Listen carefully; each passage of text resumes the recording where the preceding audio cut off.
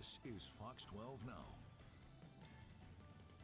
Hello everyone, this is Fox 12 Now. I'm Greg Nibbler. Thank you for joining us here. We are live streaming out of the Fox 12 Oregon newsroom, and I always like to remind everybody that we're here from 1 p.m. to 4 p.m. every weekday, sometimes outside of that as well, but we cover a wide range of topics. But something that we do pretty much every Thursday right now is we are joined by Eric Goranson from Around the House Northwest to talk about some kind of tips or tricks or education that you can use in your home. Eric, good to see you. Good to see you, brother. This is a great summertime project time, right? Yeah, it really is. I mean, and with this weather right now, I mean, I know it may rain a little bit, possibly coming up, but it's still, we're legitimately entering into summer, and there's so many great ways to get out and enjoy that. But definitely decks. That is something that I think a lot of people are realizing. Maybe they want one, or maybe they need to do some maintenance, or whatever it may be. But we've got some tips for them here. Yeah, seriously. And the thing is to think about what you got first, right? When it comes into dealing with decks, make sure that what you've got at least is going to hold the people you have over. If it's, a foot off the ground, it's one thing. But if it's 2, 3, 4, second story deck, you should be inspecting that every single year to make sure that it's fastened correctly to the house, which means big lag bolts going into every stud, flashed correctly, because we see so many deck accidents online every single year where you put a bunch of people up there or somebody decides to put their hot tub up there, even though it's not engineered for it. And the deck comes crumbling down and we got issues. And then there's a viral video that happens that goes along with that. Yeah, exactly. And you do not want to be that person. And the cool thing is you can go online and just look up deck inspection paperwork. There's all these companies that do it, but they have the sheets on there that gives you a checklist. It's easy to find on Google or whatever your search engine is. Take a look, inspect your deck every year. But for the rest of us that are going, okay, mine's done, or I want to put a bigger one in, there's some planning you should be doing first to make sure that, one, you can get the project done right and on budget. Yeah, that is always the big concerns right there. So what's some of the first things people should do? The first thing people should do is plan. Plan your dream backyard. If you're going to be building that deck out there, are you going to put a kitchen in one day? Do you want water out there, lights, all those things? Because you want to put that in either as you're building or before you're building the deck. So if you're like, I'm going to put a cover out there, I'm going to put my outdoor kitchen, you better run power, because that little outlet on the back of your house is great for maybe plugging in your Traeger or something. But really, beyond that, there's not much, because it's probably sharing a couple outlets around the house as well. So if you're going to be putting in refrigeration, TVs, you might need 2, 3, 4, 5 circuits out there. So you really want to make sure you call the electrician up, pull the permits, get the electrical run out there so it's right and it's safe. And if you're going to be doing like a natural gas barbecue, run that under the deck before you're having to tunnel under there and try to feed it under there. Do it before you build it.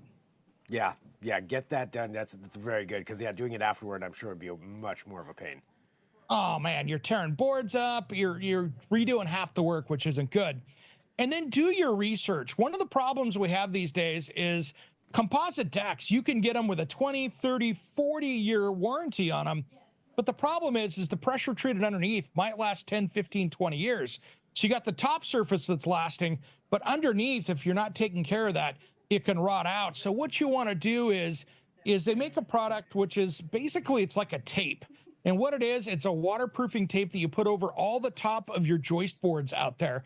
And so it's basically like a flashing. So when you put your screw through either the top of the wood or you're putting it through the composite, through the clip system that they've got, what that does is that waterproofs underneath it, so it stops the rot from happening. So in the Pacific Northwest, especially in our area here in the Portland metro area, we get all the pine needles and stuff that gets down there.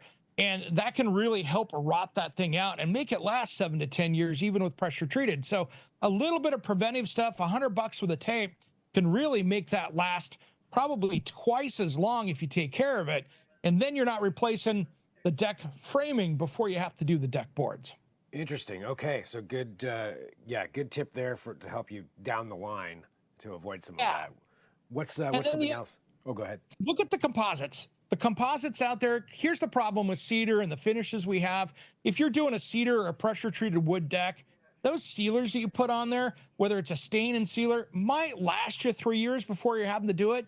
I don't know about you, but I don't want to have to go be doing that every 2 or 3 years to make it look good. That's a lot of work when I'd rather be out playing someplace. So you're better off really putting down that composite. And there's a lot of different composites out there. There's some name brands you'll recognize, but there's other ones out there like Millboard and other companies that are actually made out of a rubber instead of a vinyl. So in January or February, when that whole deck is just slippery. You know, we get that slime on everything, right? Yep. Slime is slippery. So what you want to do is look at some of the rubber products like what Millboard has. It's safe out there, so it's not like it's on ice. Yeah, that slime. Everybody in the Northwest knows exactly what you're talking about with that. It's brutal. It's brutal. So annoying. Yeah. And so what's cool is they actually have that board. They use a rubber on the outside.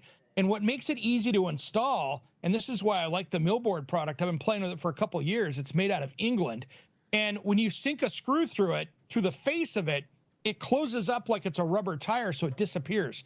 So you could put these screws through it, and it self-heals over the top, and it looks like real wood. You'll stand on it and go, wow, that's an 1890s rail car floor out of a French rail car. It looks like oak, but it's rubber. And so hand painted on there, it looks awesome. It's durable.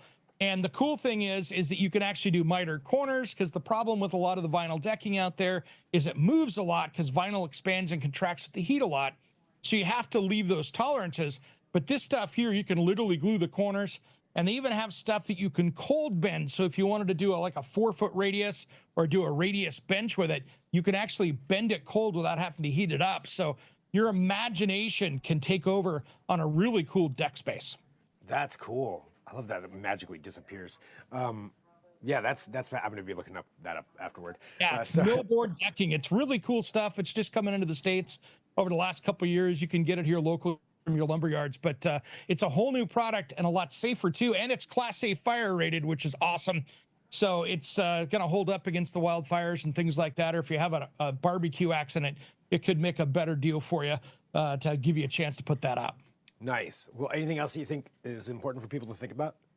Look at building codes. And I know people shrug their shoulders and go, oh, building code. But if you're building up where you have to have handrails and stairs and stuff in there, building codes are there to keep you safe. And so the last thing you want is somebody leaning up against the railing that you didn't put in right or correctly and somebody getting hurt. So the building codes are there for a reason. Take a look, have it inspected, make it right.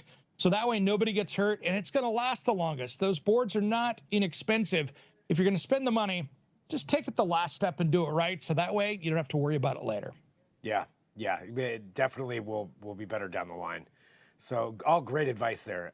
Anything else, or should we talk about this week's episode? The big thing is just plan it. Plan everything ahead. Plan your whole backyard out. If that way you're not doing stuff twice. So that way you're not like, oh man, if I would have only done this first. Do it first, plan it out, and then work around that plan.